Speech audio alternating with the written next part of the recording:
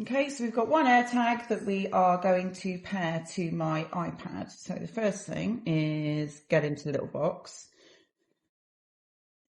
There you go, you've got some instructions. There's a little diddy AirTag.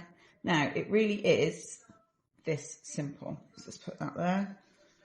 So you're going to take off the little plastic covering. Oops. Pull that. And straight away, you should be hearing that it's connected. So let's just do that there. I'm going to press connect.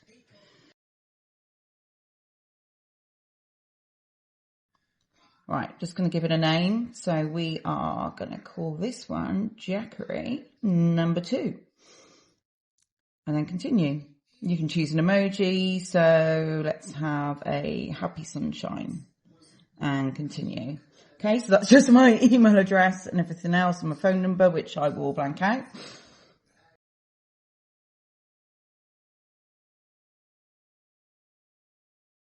There we go. It says that it's with me, and the way that you find it all is with the Find My Device app. So it's not an iPhone, but it's the Find My app, and that's what see. So it's the other one we've got with our family member is 23 miles away.